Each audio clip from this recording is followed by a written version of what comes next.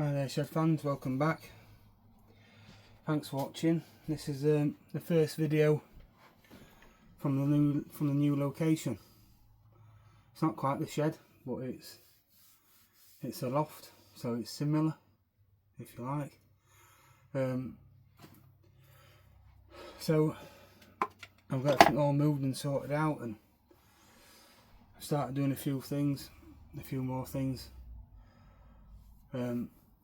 So in this video I'm just going to talk you through. I'm just built another gearbox for my new project I'm building. I've done a little modification to it. I'll pause video and I'll get in a bit closer.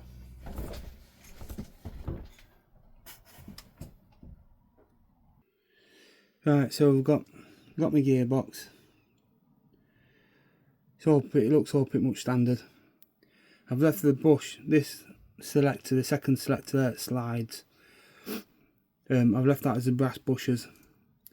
And these springs, what I've done is, these 4 springs here, you can get, your springs for you onto a bit of a stronger spring. The standard springs, these standard springs are a bit soft. Not very strong, I don't think. On all my other gearbox I've built, they seem a bit weak. So what I've done is I've got some spring. These dampers, these standard Tamiya dampers. That spring in there, I've just cut them down so that they're the right length of these standard springs, and that's a lot stronger. It's a lot harder to press. So I can do gearbox. That's second gear. That's third gear. And that's first. So you can see it. You can see it changing. You can see it's a lot harder to. I don't know if you can see it, but it's a bit harder to pull, but it's a lot more positive. It's a lot positive change. So I'm hoping that makes it better and run better. So my other thing is 80 turn motor. So this motor, it's got adjustable. It's an adjustable motor. You can adjust the timing of it. And then these bushers here. It's an high maintenance motor basically. You can, fully maintainable. You can take the end can off. You can clean the armature up, and you can change these springs. You can change bushers on end. You flick that spring off, and then you can change these bushers. So when these bushers wear out, you can change them and put new bushers back in.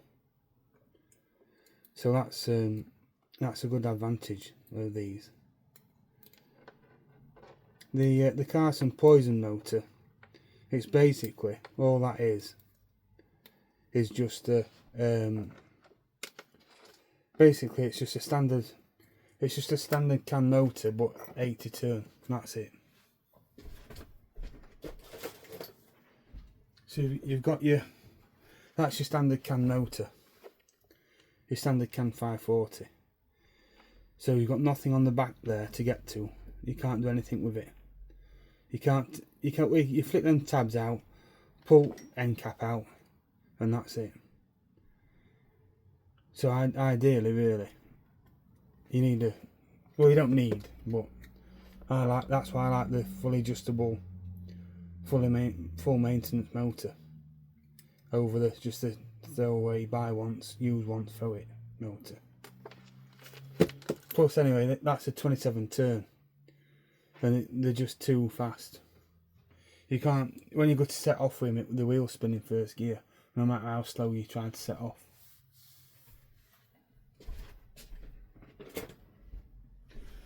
So we'll pop this motor in, and then I'll show you how I set it up, how we set the teeth up.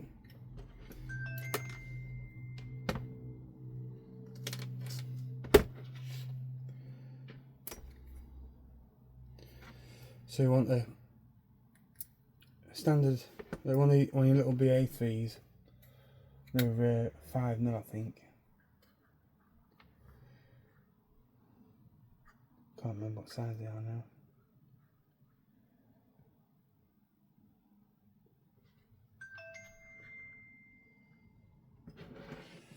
So I'll put this, I'll stick this motor in.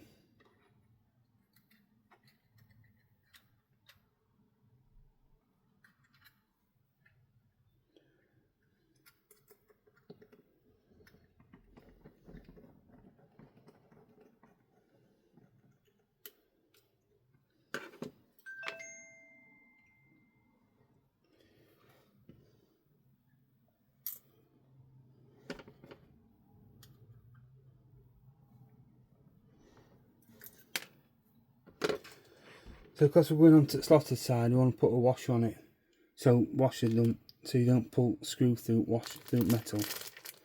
The screw head bolts against the washer, and then the washer takes the gap out.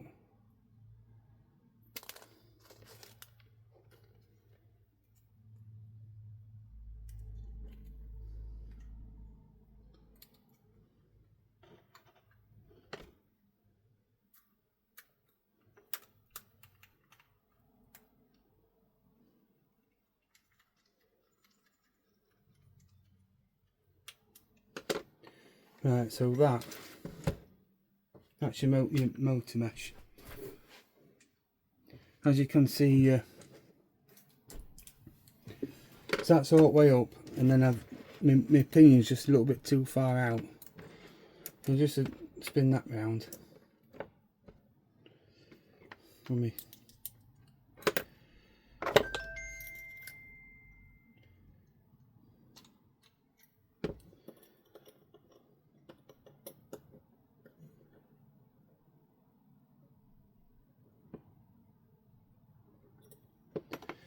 Right, so now you've got your pinion gear, middle of your idler gear. That's all the way down. It makes that right tight. So what you do, you just lift it slightly up. You see that rock? If you look how you got your teeth and you got that gear, and you look at this plastic gear, you can just see that rock slightly. So you want to take it down a little bit. You see how it stopped rocking there? That's like too tight. So you want to just tease it up slightly. You see that now? Look there, that rock. That's where it wants to be. So you can tighten that up.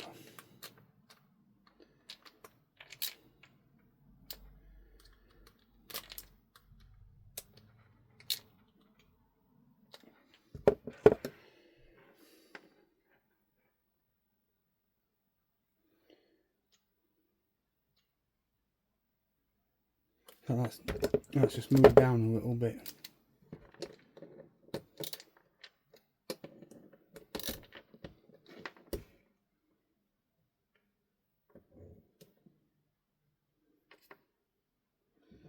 I've gone too much now. So you can see what I'm on about there. Look, with that gear moving in between teeth. So if you set your teeth, so you've got one at bottom, then one across, then you can set that rock. So this wants to be slightly less. Too tight and it'll whine. Your gears will whine. Don't make a right row. Then it'll knack your plastic gears.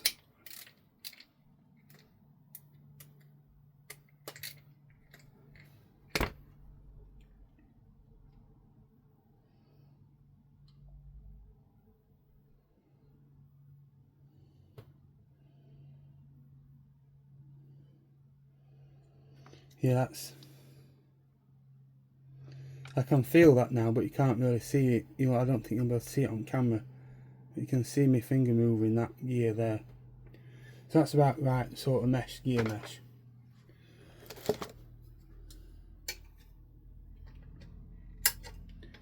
So now that that's set up, I can put it.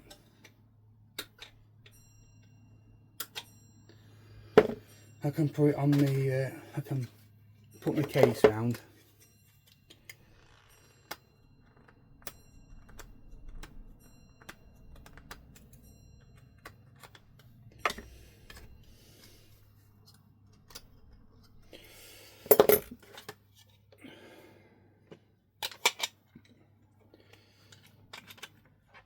So your case just fits round your box, and now I just want to just put a bit of grease in these. Just grease these gears up.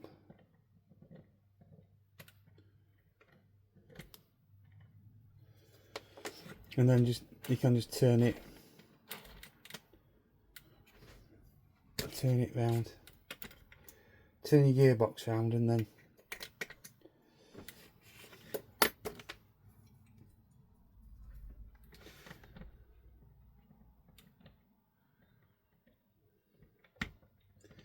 I'm using Tamiya grease on this gearbox, but I usually use moly grease off from car CV joints, but I'm not sure. I just want to build a gearbox with Tamiya stuff and see how that works. If it don't work very good, I'll just have to take it out. I'll have to take the box out and just re-grease it.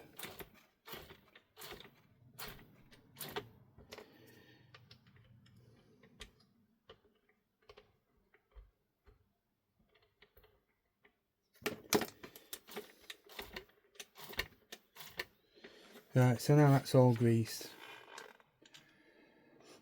So I put my box together.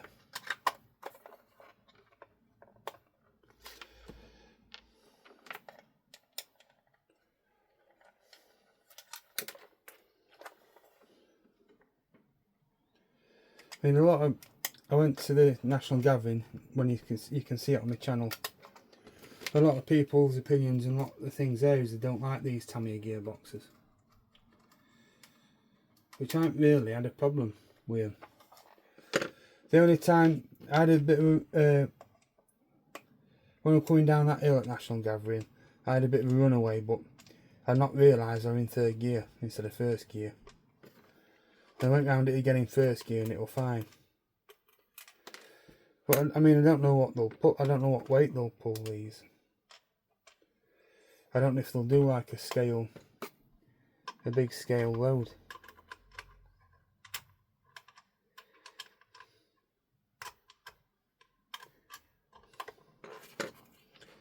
The other thing as well, so on my 8 before that I'm building, my Volvo LVO that I'm doing, I don't know about that, what I'm going to do with that. I've got that other transmission in it, which is going to stay in it, but I don't know what I don't want to take transmission apart and put an 80 turn motor in that gearbox, because it's a standard 540 motor, but it's got a 6:1 ratio gearbox on it. Well, these 80 turn motors will fit that. These 80 turn motors will fit that gearbox, because all these 540 fittings are all the same. I think it up to 660, I think. From like 500s to 660 motors are all the same. They're all the same old pattern. They are for boats anyway. When I had motors for boats, they're all the same.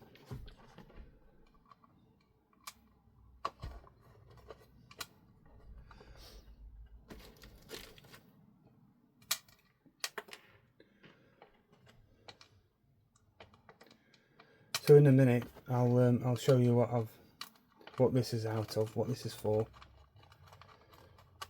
Now I have to put you back up on my quad busted body, so you can see.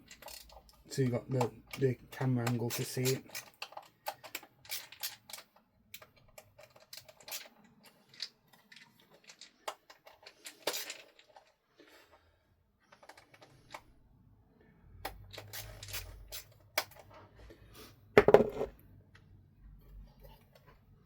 Right, so that's my gearbox together. I just want to put my selector on actually.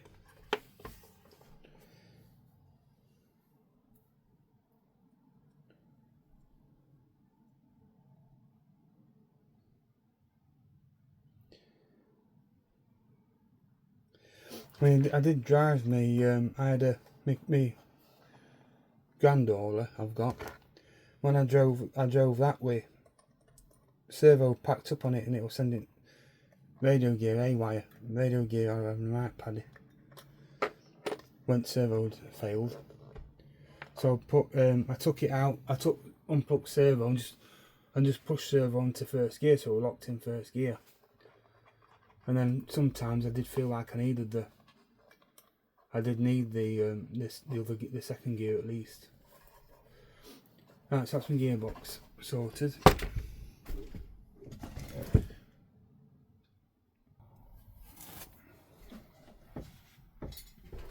Right, so now you're back up on the clodbuster shell. This is what it's for. That body from my last video, and this is the chassis, the Grand Hauler. Now that's a monstrous truck, full length, longer than my modelling table. So what I'm going to do. So what I'm doing with this is, it's a Grand Hauler, but it's going to be a Grand Hauler day cab, not a sleeper cab. So I've got all this space to fill here. So I'm going to get my motor unboxing and see how it looks.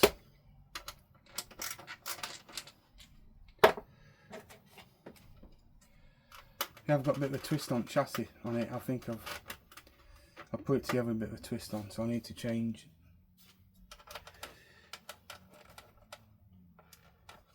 I need to get some cap head screws as well. I don't like these posi screws in body. I think Tammy could have done a bit better job than that. Oh, hang on. So it's all painted maroon. Chassis is all fully marooned, and I've got the Lasso rear suspension on it. So I think it looks quite nice in maroon. And the cabs it's a limited edition metallic black, matte black cab, limited edition model. So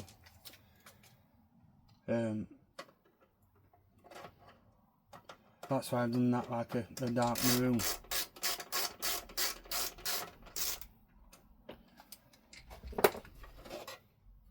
But before anybody has a ducky fit and says what am I doing, you've day cabbed the limited edition truck.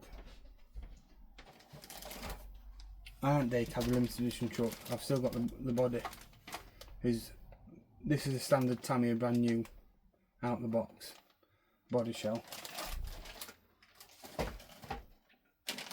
And then I'm saving them rear arches as well. I'm not going to use them rear arches. I don't really want to. I'm not sure whether to use them or not. I might do. Well, no, I'm not going to use them. I'm going to get some. I'm just going to get some standard Grand Hauler ones, and then I'm going to put the standard Grand Hauler ones. I'm going to leave all them together because it's a limited edition kit, and then I'm going to so I'm not destroying the shell or anything, and then I'm going to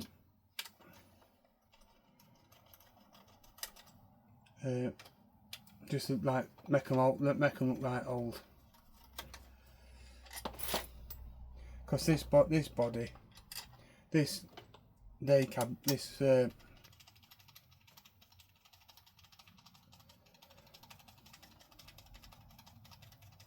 long is this pigging screw?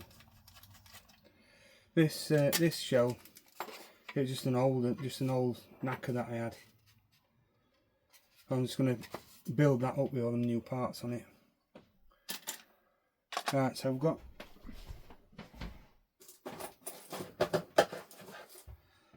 I've got my motor and box here. All my axles are put together. So slide that prop in there. And it's a monstrous friggin', it's a monstrous chassis this.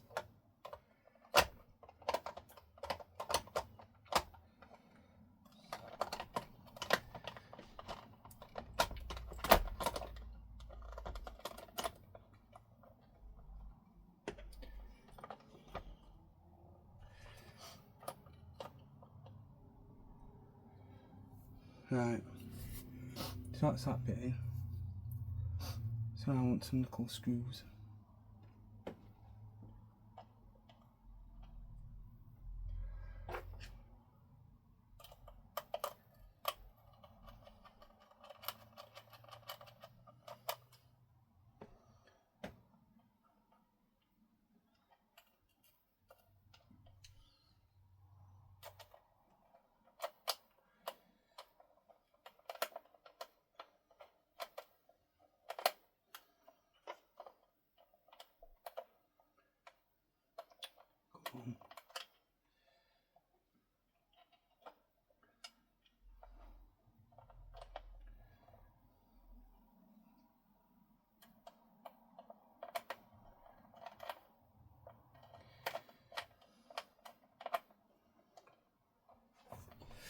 I do like that rear suspension.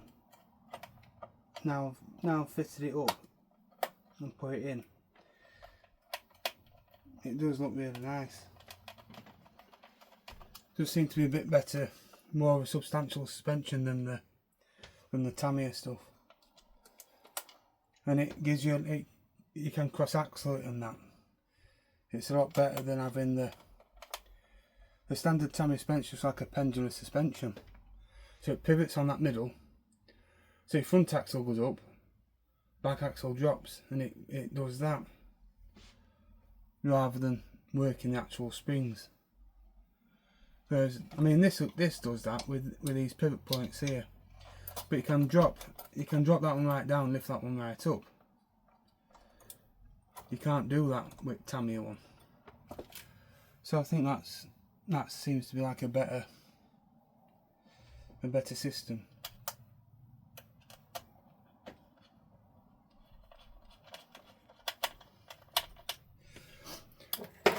Right, so that's me. That's gearboxes in. There's roughly in. And look at the size of that prop shaft. It's massive. That prop shaft's huge. Just need to. I painted this chassis and it's a bit. It looks brilliant. I really like it how it's all finished off, but it's marking up right easy. You know, all grease and stuff. And I painted it yesterday morning. Maybe I should have left it a couple of more days before I dealt with it so that paint fully goes off. Because it's not been very hot up here. It's been a bit cooler just lately. Right. Right, well that's it for this video, I think. Just a short one, the gearbox mod, and then so gearbox is bore raced. It's all bore raced apart from that middle selector, and I've glued that phosphor brass bunge into the selector bush into the selector so it moves better. Changed them springs, made them put a stronger, stiffer spring in so it really bangs through gears. Because I found with them standard springs a couple of times some of my trucks have struggled to get into gears. So I'm hoping that'll sort that out. So that's it. With this monster. It is a proper big rig. I mean, I ain't got a ruler to measure it. This cutting mat's 58 centimeters long. This A2 cutting mat, and it's longer than that. It's longer than cutting mat. So by the time it's finished, it's gonna be huge. Right. Thanks for watching, and I'll catch you on the next one.